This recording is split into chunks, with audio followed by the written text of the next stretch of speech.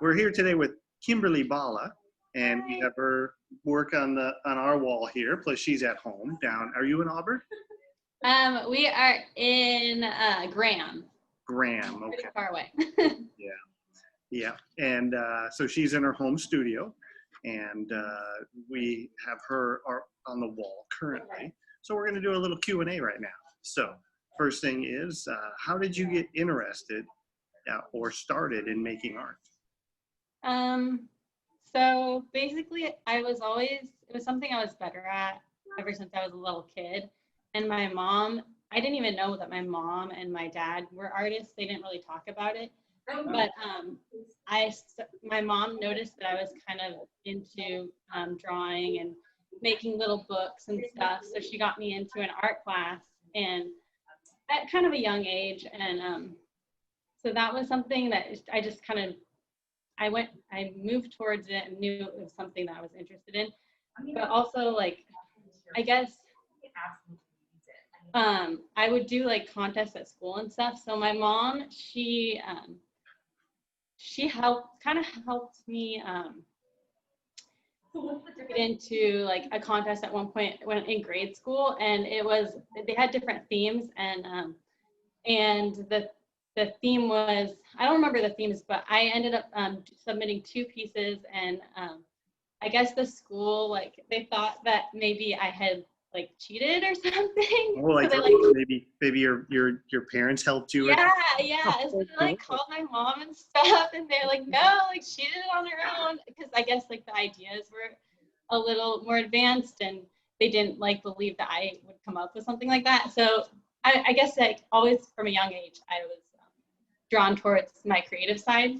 Mm-hmm. And then growing up in high school, the same thing, like we'd have contests in my high school art class, and my sister and I were in the same class together, and basically like they'd lay out our artwork like on all the tables, and then put numbers next to them, and everyone would leave the room and then come back in and vote on like the number that they liked the best. And they would usually end up picking my artwork, and my sister would get really mad because she's like, you always win. But luckily she won one time too. So you were in the same class, though. You're not a twin, are you? Yeah, I'm a twin. You are? Okay. Yeah. Oh, yeah. I didn't know that. Yeah, my twin sister, Melissa, she's a nurse. Okay. Are you identical or fraternal? Paternal. Okay. Yeah. So I guess, creative. Sorry. Oh, no. This is where it gets kind of awkward, you know, you kind of talk over one another. So go ahead. I guess creativity was kind of always like in my family. And I was always, I think something in the back of my mind was always just drawn towards painting and drawing and my creative side. Right. That's very cool that you didn't know that you had that family history. Yeah, I didn't. And then like at one point there was a picture on the wall, and I started asking about it, and my mom was like, yeah, I made that. I drew that. I'm like, what? You drew that? And then we kind of started talking like, oh, my parents are artists. This makes sense now. Yeah, very cool. So it's in our genes. Where's your inspiration come from these days? So there's lots of areas of inspiration. Mainly, I think growing up, I went to the beach a lot. Like every summer, it was our little vacation, going down to the Oregon coast. And so, and my grandma she pushed me along in terms of like being interested in like sea creatures and like the tide pools and stuff. And she bought me a book of like the different sea creatures and animals that I could find inside the tide pools. And so I was always really interested in like the water and the creatures that live there and live deep ocean, and there's always something mysterious and new and alien like that I liked about that. So that's a lot of what inspires me. But also I grew up in the 90s, so like I'm a product of the 90s, and for some reason it was very like heavy sci-fi, and there was like the X-Files and Armageddon, and there's all these like space exploration TV shows and movies, and so I think I was definitely kind of shaped by that as well. So you'll see a lot of that in my work. Yeah, I can definitely see I see like nebulas, gas nebulas in your work and planets and things like that. But I can also see, things from tide pools, because some of that can look very much like it's from outer space. Mm-hmm. Yeah, so very cool. Yeah, and also my dad, every year, it's actually around right now, there's like a huge meteor shower that happens every year, and it would be something that we would do as a tradition. Would go out for his birthday and lay out blankets in the grass at night, and we just like lay in the grass with like me and my sisters for hours and just like watch the stars. And so there's always been like that connection of the stars and looking up and just wondering about what's out there. It's always been like some part of my life. So. Okay, very cool. So how do you start to create a new piece? How did I what? How do you start to, what's your process of starting a new piece? So normally I'll find like color scheme that I like, and I'll have like a certain idea of like landscapes that I want to do, and then I'll kind of go from there. I plan that it's more of like a design, the way I approach it. So I think out the colors and the layout, and then I'll go into it from there. It's more like calculated than actually just kind of throwing things down and. Okay, because you don't necessarily work from images, or this just all comes in your head basically. No, like I'll do little sketches to lay out like what I want it to look like, and I like to create like different perspectives. But it's kind of, I don't really draw from anything. Before I was looking at like different pictures of landscapes. I have done that before and then going from there. But like lately, it's more of how can I create depth, and where will these different elements balance the piece, and it's more of a design process now than it was before. Oh, okay. And then now you have some control over the medium, right? But then some of it is kind of like its own free form entity, right? Yeah. Like it's kind of frustrating sometimes because I'll plan it a certain way. Like I do have my little sketch, and then it will just, the materials, the chemicals just take over and start doing their own thing, which can be really cool sometimes, but a lot of times, not a lot of times. I think it's like 40, 60. So 60% of the time I like the piece. Otherwise, I'll just like go back over it. But they kind of get out of control sometimes, and I can harness it a little bit. And I'm better at it now since I've been working with the process for 7 years. I'm better at it, at knowing what's going to happen. But yeah, it's still sometimes frustrating. So that being said, do you use gravity? Do you tilt things at times to get it to manipulate it to flow in the way that you'd like it to? Yeah, so every piece is different. I used to do a lot of tilting, a lot more than I do now, because now I'm more interested in using different tools and the brushes in different ways to create different strokes and different little formations. But yeah, before I would tilt it and let it do its own flow and kind of guide it a little bit. But now it's more, I think there's something more interesting about creating the figures to me, the little figures and amoebas that you'll see in the works. Okay. So do you, I take it that these take several days or weeks even to create, because are you building up layers, or are you working on different sections at different times? Yeah, there's definitely like, usually I do 2 to 3 layers on the bottom. So, and I started doing it with acrylic because it dries faster than the oils, and you can do acrylics underneath oils, but you can't do acrylics on top. So it's fine to do it underneath, and it dries faster. So I started using that instead. So I'll do 3 to 5, or sorry, probably 3 to 5 layers underneath, and then I'll do the top layer, which is usually what you see most. What you see most in the works, like the one behind you, there's little tiny green dots that you'll see, and those are actually the underlayer. Yes, that one.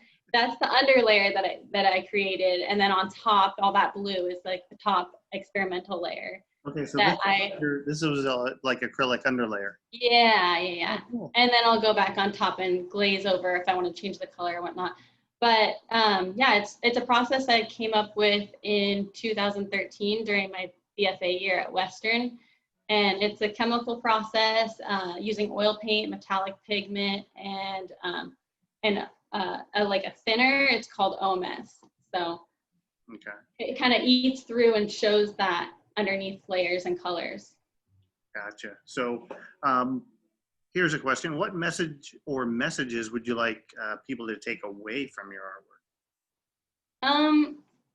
I don't have a strong message, I guess, when I'm creating my work. It's more like I want a feeling. I want them to have an emotional experience when standing in front of the work. And I want them to,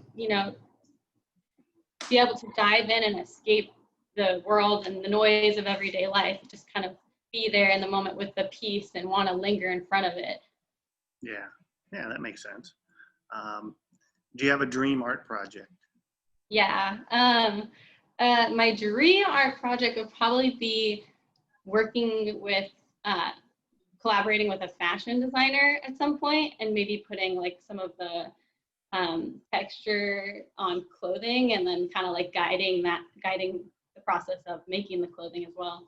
That would be like a dream project. But also, like, there's a lot. I have a lot of projects. I mean, as an artist, it's really hard to shut your brain off. So like my mind's always thinking about artwork and what's the next step. And it's kind of a curse of being an artist. But yeah, I think also to be able to create like giant works, like huge skilled works of art. Like, I don't know if you've ever seen Gerhard Richter. Like, his pieces are like 3 or 4 times the height of him, and they're just like insane in these warehouses. And I would love to do that, but it's the trying to get them around and like yeah, I mean, that like they are huge. I would love that, but it's just like, how would I cart that off? Eventually, I'm hoping one day to get there, though. Yeah, sure. I met a gentleman years ago at a trade show, actually, who he's an artist and an interior designer as well, and he takes a lot of his art and makes it into textiles like rugs. I think yours would be very cool. Yeah, that would be cool. Form. Yeah, that'd be really cool. Yeah. So let's see. Can you recall any memorable responses by, patrons or people like at shows that have stuck in your head? Yeah, I thought about this. It's really hard to remember the good things, which is sad. But I do remember like a bad thing that someone said. I mean, it wasn't bad, but it was just interesting. Kind of like, So someone came into my studio because I have a studio at Inscape Arts building in Seattle. We do like open studios where people can come through the building and like look into our studios. Yeah. Well, basically someone came into my studio and they saw a piece. It's actually similar colors as the one behind me here. It's like red and black and white, and it looks like these giant black dark towers, I guess, kind of rock towers. And the person was like, "Whoa, you really must have a dark mind." And I was just like, it's the process. And so I thought that was an interesting comment. Yeah, because knowing you, I don't think you have a dark mind. I know. I was just like, they don't know me. It's okay. But I do. I do actually gravitate towards darker artwork in terms of like what I like in other artists' work. I do really like darker works, and I like sad music. So like maybe they did, dig something secret. Well, yeah, you have to, in life, you need the lows to enjoy the highs. And you also, I mean, some of the darkest images or paintings that I'm drawn to as well, I like those because can be very moody, very, very emotional, and also kind of insightful. And so I kind of agree with you on that. Mm-hmm. Yeah. What genre of art do you identify with the most?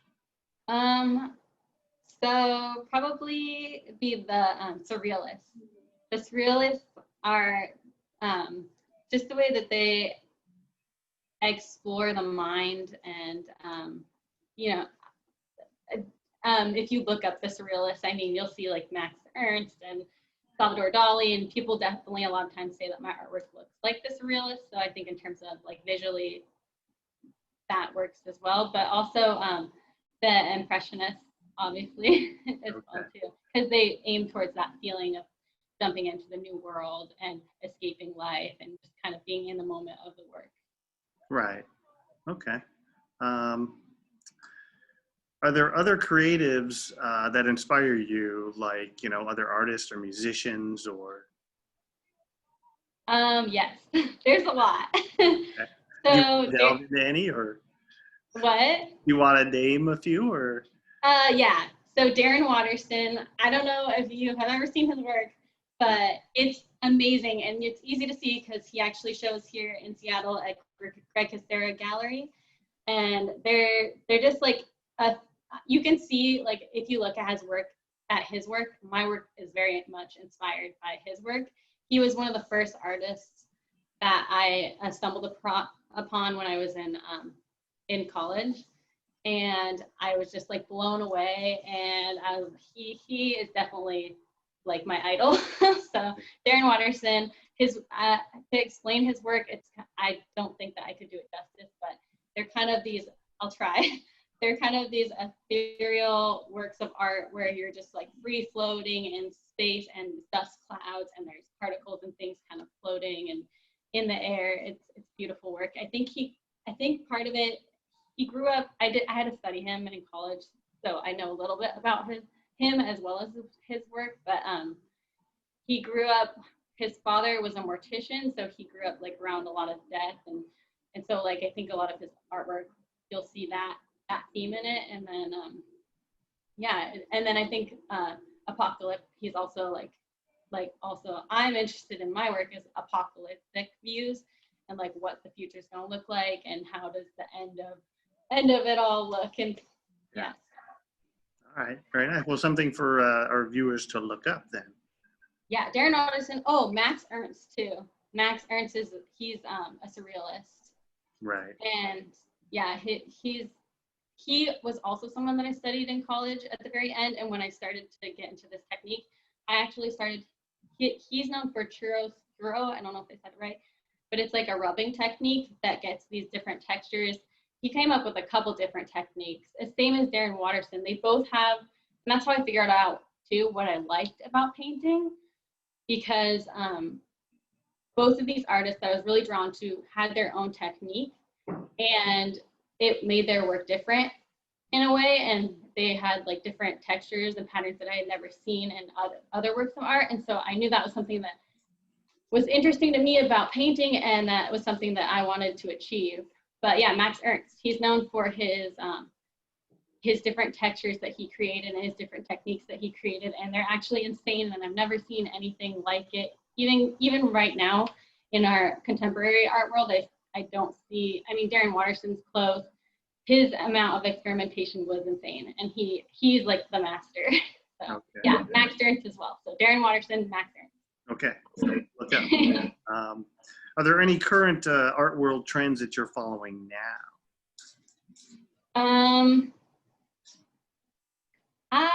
I think there is a trend of like experimentation and process-oriented art going on. So I think that you'll see in my work, but also I can't remember the name of it, but there's a writer going around and he's documenting some of the more famous artists right now, like Sterling Ruby. I know he's visited him and done an interview. Sterling Ruby is another artist that I really love. Okay. But yeah, so he basically is saying that there's this new movement in art that that focuses on nature, and we're moving like back to nature and like patterns and like trying to replicate nature itself instead of like focusing on the everyday object. And we're more trying to go back to our roots in that way. Okay. I think that's a movement that I could definitely jump in on and be part of, or at least grouped into. Gotcha.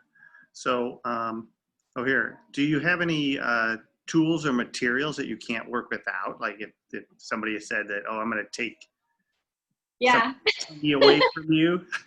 definitely. I'd be crippled if they took my experience. I mean, like, I'd be crippled, but I do have, like I said, I'm an artist, and I'm always thinking of like, what's next, what's next, what's next. So I do have like what my next series would be if I did get the materials ripped from under me. But I do. I need my oil paint mediums, and I need my metallic pigments to create the process, just because those are the basic what creates the chemical reaction.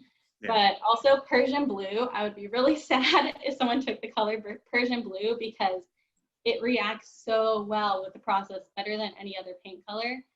And it's my go-to color, just because I know if I want to make a successful piece, that's going to be the color that I go to. Okay. So that one gives you a good reaction with this chemical Yeah, process. this fractaling is just insane, more than the other colors. I mean, the other colors too, but Persian blue, because I think it also contrasts really well with the gold pigments. Yeah. Okay. Are you working on a new series now, or you got one like coming up in your head?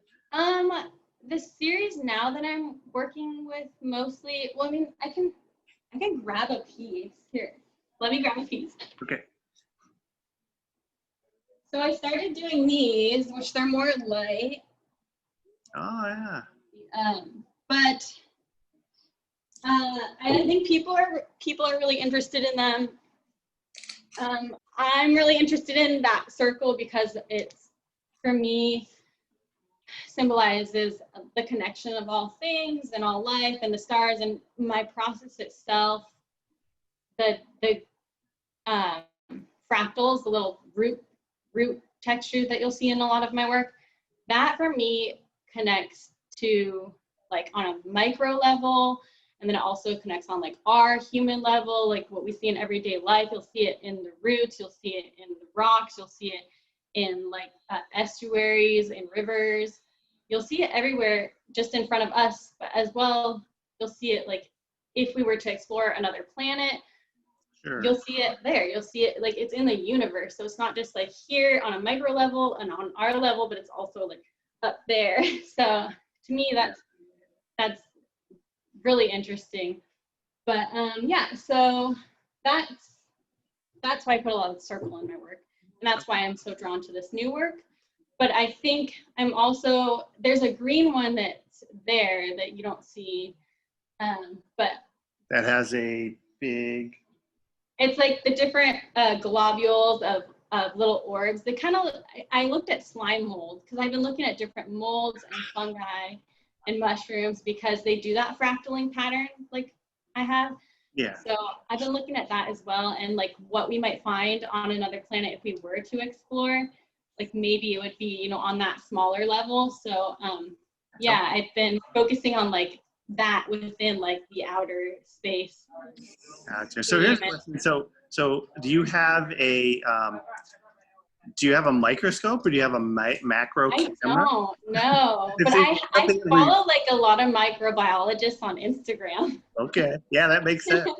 I mean, and I was really interested in like science, and when I was younger, one of my favorite presents I ever got for Christmas was like this little scientist set, and I would just spend hours just doing the different experiments that they had in the little book that came along with it. But like I'm gonna admit, like I do not have the math skills to be a scientist. So No, but to like, hone in on those visual things and to have that in your, from your past, and also to have it, be part of your influence now is just, that's phenomenal.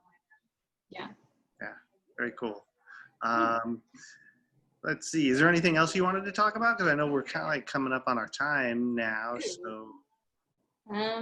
I don't think so. I was trying to think of the questions that were on the, I don't think I have anything. Is there another good question on there that might be Is there any advice you would give to inspiring or beginning artists? Yeah, experiment. Experiment. Do it for like months at a time. Try to figure out something that's different and new, and that's gonna help make your artwork your artwork. you know? Yeah. That's probably, and then keep going, because, oh my gosh, it's hard to be in the art world, and you just got to keep going. Don't give up, because if you give up, then you're never, I mean, it's never gonna, the chances are gone. But if you keep going, you know, you'll get there eventually. Right. So many artists I've seen are always evolving, you know, like your work has changed over Oh yeah. your career. And I think it's like a normal part of the human mind is to keep thinking outside the box and, you know, throwing more things into the works and see what happens. Yeah, I mean, like at first I was kind of just throwing the materials on the canvas, like letting them do their own thing. But yeah, I definitely moved into getting to know the materials more, and then using different tools, and now harnessing and figuring out how I can make different patterns and little shapes and little figures. So yeah, it definitely has evolved, and it takes time. It takes a lot Yeah, of time. sure. Um, let's see. Oh, what challenges do you face in trying to bring your artwork into new audiences? And now with, you know, everything happening now in the world, that's kind Yeah, of through I a mean, roof and geez. everything. Yeah, it's been rough. It's been rough on the art world. We can't do events. Like that's what we are. I mean, it's been rough. I'm not gonna lie, it kind of looks like, I don't know. I'm gonna keep going, but it's hard. It's hard to tell yourself, like, what if there's never another art show? What if people can't go and see the work in person? Because you can see my work on the screen, but I mean, you know, it's definitely not the same. You have the metallic pigments, they create different, like, kind of shapes in different light, and it's just not the same on the screen. So to not be able to go to the gallery and see it, kind of devastating for us. Right. Well, Hopefully, currently we're open for anybody yeah, to come in good, that good, wants to see your work or anybody else that we have up here. And I know good. what you mean, because you can see some very cool pieces online, but there are a lot, you know, that doesn't transform well because of those little subtle nuances that the camera can't pick up on, those little subtle Mhm. yeah, or Yeah. textures. Yeah, so kind of like trying to transition into this whole tech, like, way of the art world is interesting. But I think you guys have done well with this interview. I mean, look, Yeah. this is the first time I've ever done like an art Zoom interview, so that's great. All right. We're glad to be your first on this. Yeah. And let's see. I think we're good. Woo! Like I said, this is Kimberly Balla, and we have her work up in our gallery here, so you can come down and take a look at it. And thank you very much for being. Thanks, Ken.